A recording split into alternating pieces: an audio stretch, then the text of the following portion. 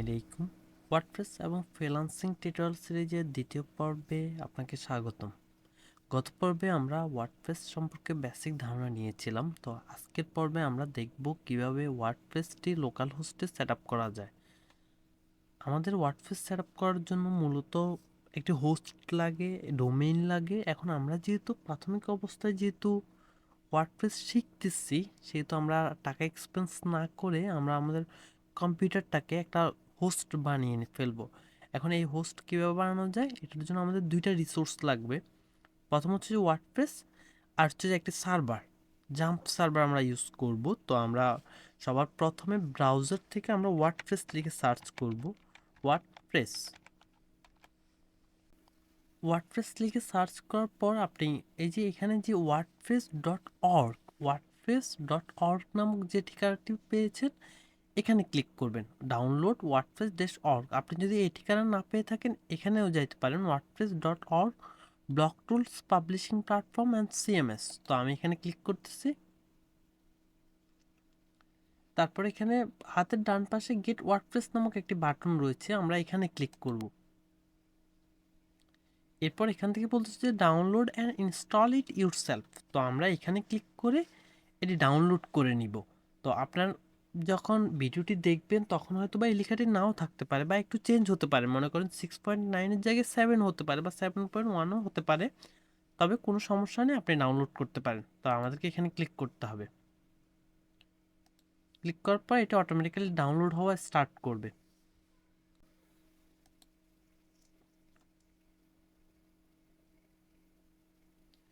তো এটা already download হওয়া শুরু করেছে। তো আমাদের আরেকটি ফাইল লাগবে। আমরা এখানে জাম্প লিখে সার্চ করব, কারণ আমাদের জাম্প সার্ভারটি সেট আপ করতে হবে। জাম্প লিখে সার্চ করার পর আপনি এই ধরনের একটি ওয়েবসাইট পেয়ে যাবেন, jump installer and downloads for Apache friends. তো আমরা এই লেখার উপর ক্লিক করব। এই লেখাটিতে ক্লিক করলে আপনি এই ধরনের একটি ওয়েবসাইট পেয়ে যাবেন। আপনার এখানে ডিজাইনটি হয়তো বা ভিন্ন হতে পারে, ডিজাইন ভিন্ন হলেও কোনো সমস্যা নেই। আপনি জাম্প ফর উইন্ডোজ এই লেখার উপর ক্লিক করে আপনি এই জাম্প সার্ভারটি ডাউনলোড করে নেবেন। এখন আপনার যদি লিনাক্স হয়ে থাকে, আপনি এই যে লিনাক্স অপশন থেকে ডাউনলোড করে নেবেন। আর আপনি যদি ওএস এক্স ইউজ করে থাকেন, তাহলে ওএস এক্সের জন্য ডাউনলোড করে নেবেন। এখন আমি যেহেতু উইন্ডোজ ইউজ করতেছি, আমি উইন্ডোজের জন্য এটি ডাউনলোড করে নিব। তো আমি ডাউনলোড অপশনে ক্লিক করব।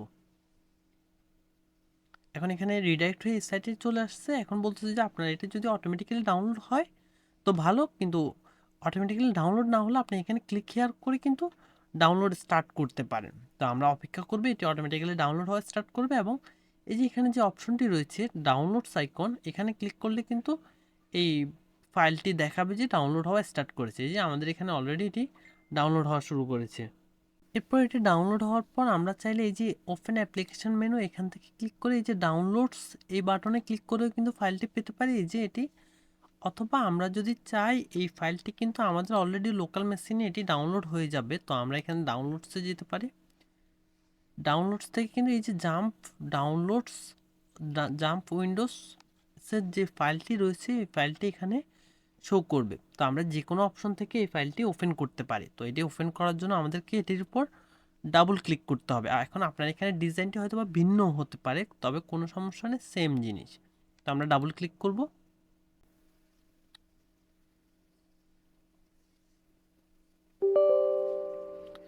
ডাবল ক্লিক করার পর এখানে কিছু পারমিশন চাইবে, আমরা ইয়েস এর উপর ক্লিক করব।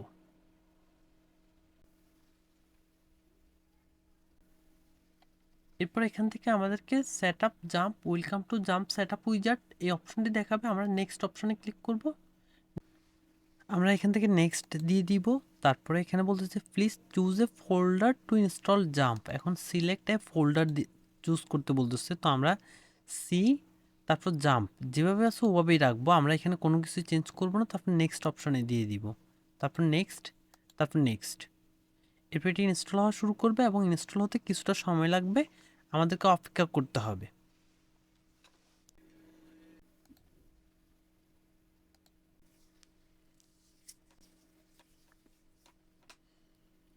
আমাদের এখানে কিন্তু জাম্প সার্ভারটি ইনস্টল হয়ে গেছে। এখন এখানে আমাদেরকে দেখাচ্ছে যে completing the jump setup wizard. তো আমরা এখানে ফিনিশ অপশনে ক্লিক করে দিব।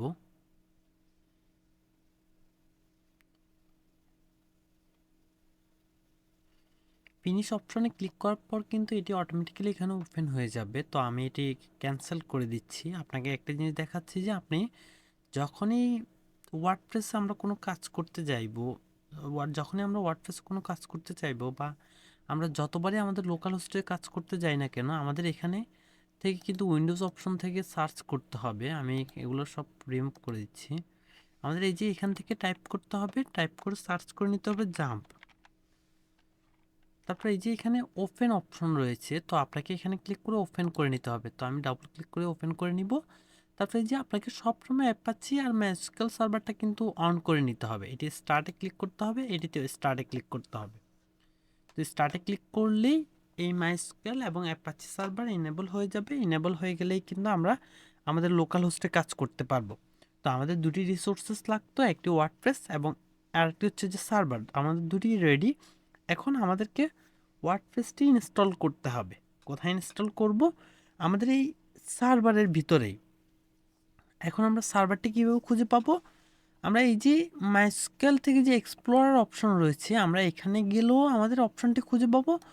অথবা আমরা যদি এখানে যাই, আমাদের ফাইল ম্যানেজারে চলে যাই, দিস পিসি থেকে এই যেখানে লোকাল ডিস্ক থেকে এই যে জাম্পের অলরেডি অপশন রয়েছে। তো আমরা এখানে ক্লিক করলেই কিন্তু এই সেম সার্ভারটি এখন খুঁজে পাবো। এখন আমাদেরকে ওয়ার্ডপ্রেস কোথায় ইনস্টল করতে হবে? মনে রাখবেন, আপনি ওয়ার্ডপ্রেস সবসময় স্টিডক্সের ভিতরেই ইনস্টল করবেন। একদম সব সময় স্টিডক্সের ভিতরে যাবেন, তারপর ইনস্টল করবেন। এখন আপনি যদি এখান থেকে যান তাও কোনো সমস্যা নেই। এই যে এখান থেকে এক্সপ্লোরারে গিয়েও করতে পারেন, একই জায়গায় যাবে।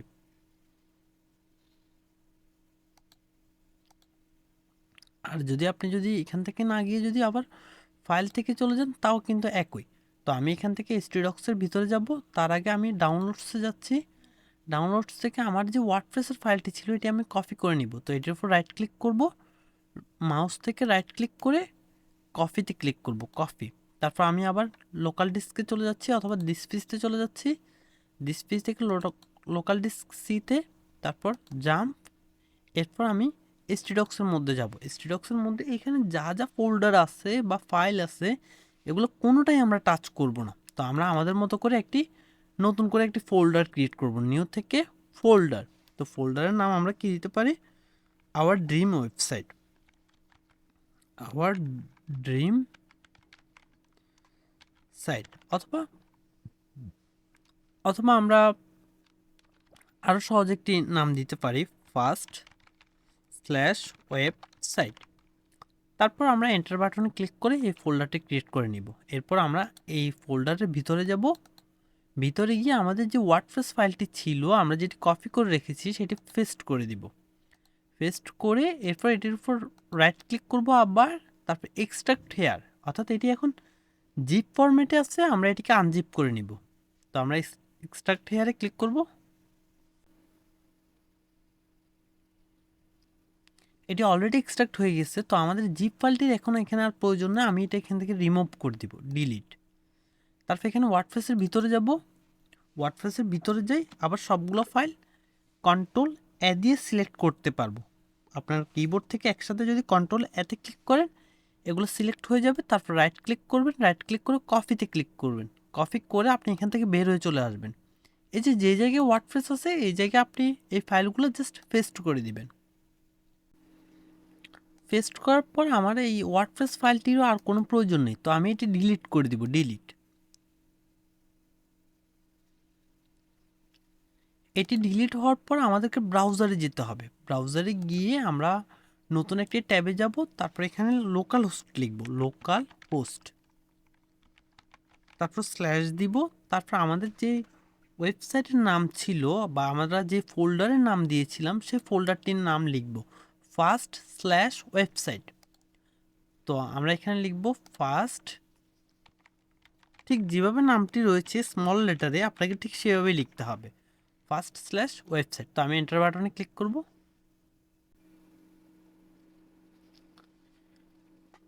এরপর কিন্তু আপনাকে wp-admin setup-config.php এই ইউআরএলে অটোমেটিক্যালি নিয়ে যাবে। এখন আপনার যদি ইন্টারনেট কানেকশন নাও থেকে থাকে আপনি কিন্তু এর পরের স্টেপের কাজগুলো করতে পারবেন। তো আপনাকে এখানে লেটস গোতে ক্লিক করতে হবে। তার আগে আপনাকে এনশিওর করতে হবে যে আপনার একটি ডাটাবেজের নেম রয়েছে, ডাটাবেজের ইউজার রয়েছে, পাসওয়ার্ড রয়েছে এবং ডাটাবেজের হোস্ট, টেবিল প্রিফিক্স এই ডাটাগুলো রয়েছে। তো এই ডাটাগুলো আপনি কিভাবে পাবেন?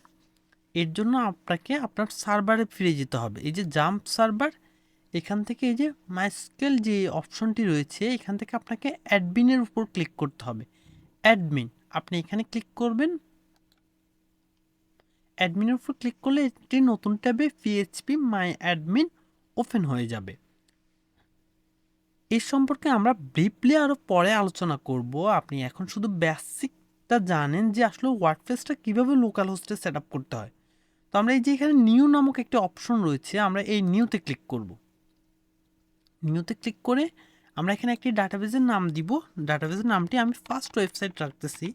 আপনি আপনার মতো করে একটি নাম রাখবেন। আপনি যখন ক্লায়েন্টের সাইটে কাজ করবেন তখন আপনাকে এনশিওর করতে হবে যে আপনি খুবই স্ট্রং একটি ডাটাবেজের নাম রেখেছেন যেটি কোনোভাবেই ফাইন্ড আউট করা পসিবল না। তো আমি এখানে ক্রিয়েটে ক্লিক করে দিব। এই যে আমাদের ডাটাবেসটি কিন্তু অলরেডি ক্রিয়েট করা হয়ে গেছে। এখানে আমাদের আর কোনো কাজ নেই, আমরা ওয়ার্ডপ্রেস সেটআপ কনফিগারেশনে যেতে পারি। এরপর আমাদেরকে লেটস গোতে ক্লিক করতে হবে। তারপর এখানে আমাদেরকে বলছে যে তুমি ডাটাবেসের নামটা বসাও। তো আমরা এখানে ড্যাশ ওয়েবসাইট এই নামটি আমরা ইউজ করব। ইউজার নেম আমরা রুট রাখবো, কারণ আমরা কোনো ইউজার তৈরি করি নাই বিদায় আমরা এখানে রুট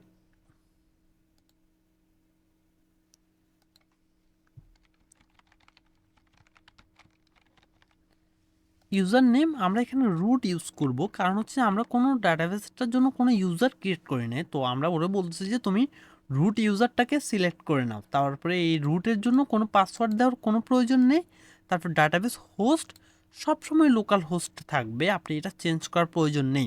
তারপর টেবিল প্রিফিক্স, এখানে আপনি একটি টেবিল প্রিফিক্স দিতে পারেন যেটি আপনার এখানে এই যে লোকাল হোস্টে এই ডাটাবেসের নামের পূর্বে শো করবে। তো আমি এখানে টেবিল প্রিফিক্সটি মনে করেন ডব্লিউপি চেঞ্জ করে টিপি দিয়ে দিলাম, বা টিপি আন্ডারস্কোর যেটি থাকবে থাকুক।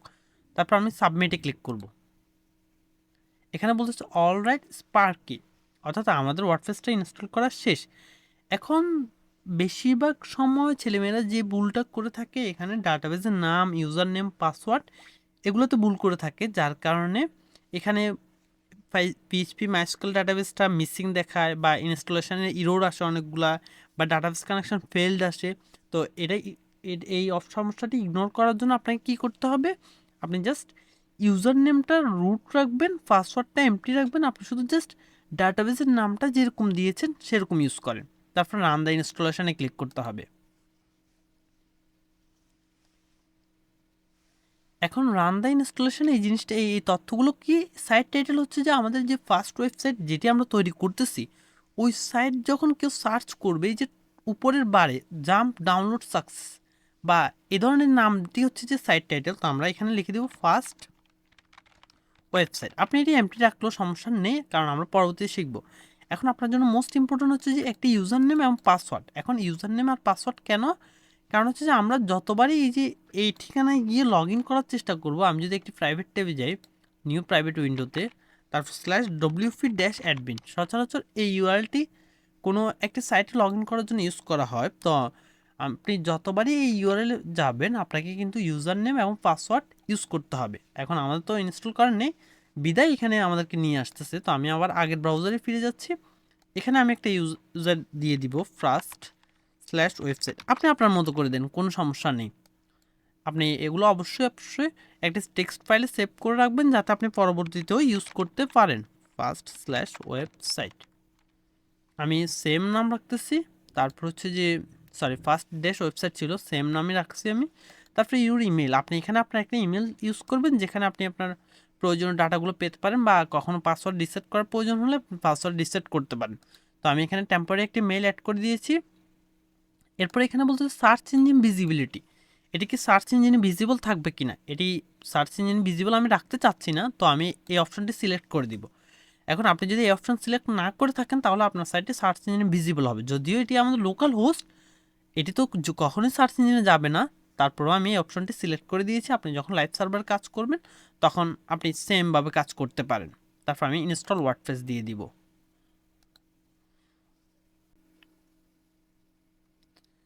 আমাদের ওয়ার্ডপ্রেস অলরেডি ইনস্টল করা শেষ। এখানে সাকসেস শব্দটি দেখাচ্ছে এবং ইউজার নেম আর পাসওয়ার্ড ইউজ করতে বলতেছে। তো আমি লগ ইনে ক্লিক করব।